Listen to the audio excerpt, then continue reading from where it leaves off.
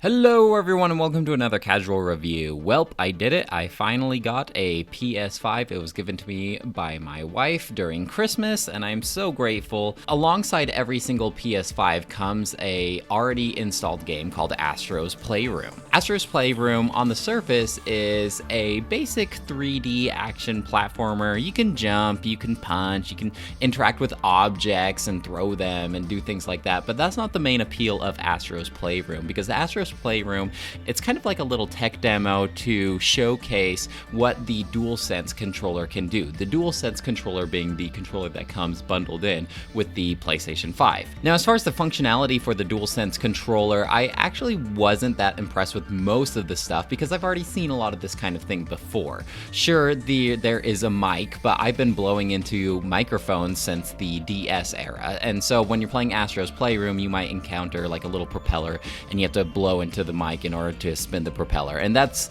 kind of old news at this point, at least in my opinion. I did think the vibration was cool. It was better than the Nintendo Switches, but I already kind of experimented with the concept of this HD rumble with the Nintendo Switch. Now, I do still think that the DualSense controller rumble is really cool. The vibration, you can feel every little raindrop as it falls on Astro's head, or as you walk across like a metallic surface or an icy surface, you can hear it tink, tink, tink, tink, and you can feel those little tinks in your controller, and I think it is really cool, and I'm excited to play more PlayStation 5 games that utilize this really high definition vibration, but at the same time, you know, that it was kind of already in the Nintendo Switch as well.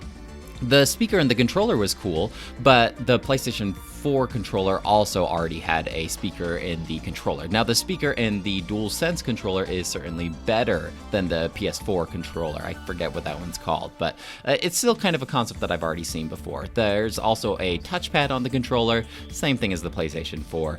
The really cool thing that kind of was blowing my mind that I've never experienced before is these adaptive triggers. So the shoulder buttons in the back of the DualSense controller, they can sometimes offer like a little bit of a resistance based on like what you're playing. So there is scenes where the Astro puts on a jetpack and you have to pull the triggers in order to activate like each side of the jetpack, and you can like feel the resistance as you're activating them. Now, it's not like a ton of resistance that you have to like pull down super hard, but it is enough to be noticeable, and it's a really cool feeling to have that automatic feedback in those shoulder buttons. So basically, Astro's Playroom is showcasing all of these different features like the windmill or the jetpack, and you are navigating through these 4 different levels that are kind of showcasing the different hardware inside the PlayStation 5. Like, you'll go to GPU Jungle, for instance, and it's all the levels and the checkpoints are all about like rendering graphics, for instance, with this jungle theme. There's also like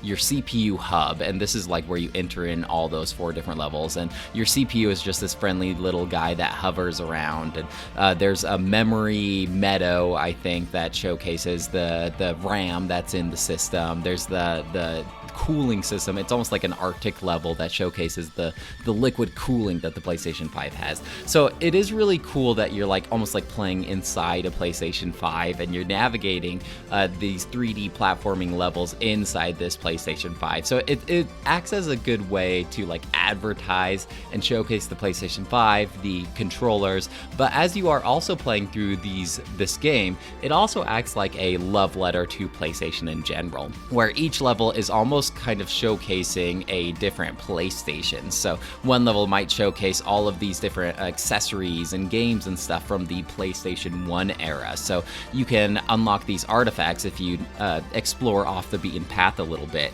And some of these artifacts I didn't even know existed. These artifacts say like, hey, look at this piece of hardware that was for this PlayStation.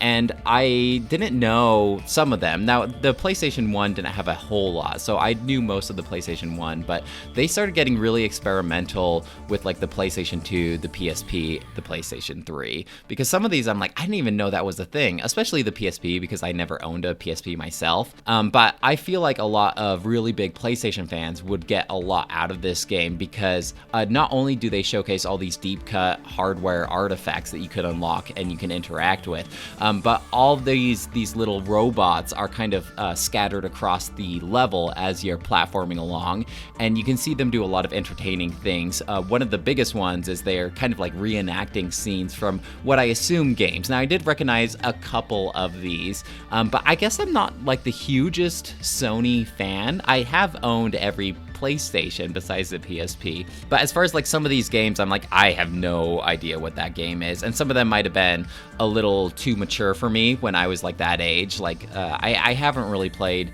a lot of the PlayStation 1 and PlayStation 2 games, but I did recognize some. Like obviously I just recently played through Final Fantasy VII, so I recognized one guy with like a huge sword, you know, that clearly being Cloud. But I could tell that these robots were reenacting a lot of PlayStation hits. I feel like I'd get a lot more out of this if it was like some sort of Nintendo showcase, because I know a lot more about that history and that hardware, but it still was really fun playing through this PlayStation showcase in general, and kind of going down memory lane for some of the things that I did recognize, like the little eye toy that you plugged into the PlayStation 2, I think, that kind of worked as like the first Kinect, or the little screen that like plugs on top of the original PlayStation. So there were some I'm like, oh yeah, that was a thing, wasn't it?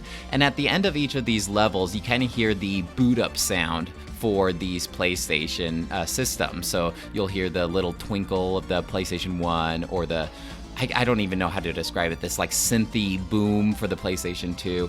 And it kind of did hit me in the nostalgic feelings when I would hear these boot up sounds, because I've heard them all before. And once we got to the PlayStation 4 level, even my wife commented on it, like, I recognize that sound because we would use our PlayStation 4 as our main streaming system for a long time. And so even she recognized that sound. But after you play through these levels, once you're back to the like CPU hub, you can go to the PlayStation Labo section, where these artifacts that you unlock scatter this room, and you can like jump on top of them, and you can interact with them in a way. You make the disk drive like pop open and different things like that. And then you can see all these little robots playing with these artifacts as well. In addition to this, you can also find these puzzle pieces hidden throughout the levels, and these puzzle pieces kind of all fit together into a giant mural love letter to PlayStation as well. In the PlayStation Labo, there's also a little gacha system too, where you can spend these coins that you collect throughout the levels, and you can unlock more like puzzle pieces and artifacts and trophies and things like that. I wouldn't really call this game difficult. You do only have one hit and you're down and get back to the most recent checkpoint, but the levels are scattered with checkpoints, so it doesn't feel very frustrating whenever you do fall off the ledge or get hit by an enemy, because you don't have to backtrack too far. There's not like lives or anything like that to worry about. But it was fun trying to navigate through these levels and collect all the secret artifacts and the puzzle pieces. Now, I did not 100% complete this game. I probably could, because it is a shorter game. It takes about 2 or 3 hours to play through. But I was just navigating through the levels like I normally would, and if I did see a secret little path off the side, then I would navigate down it to get the collectibles. But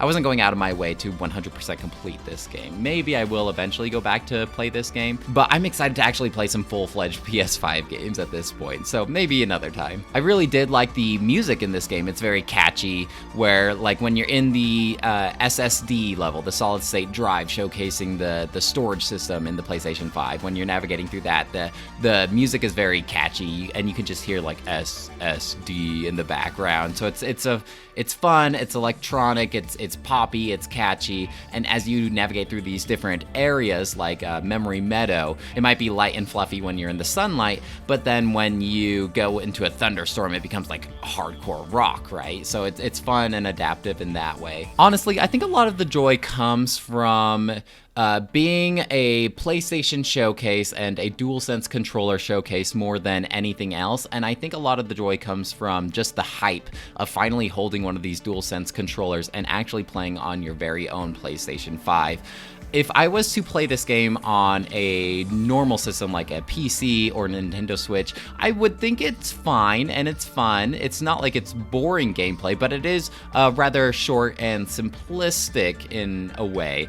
And so normally I'd give a game like this a 3 out of 5, but it was an awesome way to showcase the controller and to just send a giant love letter to PlayStation.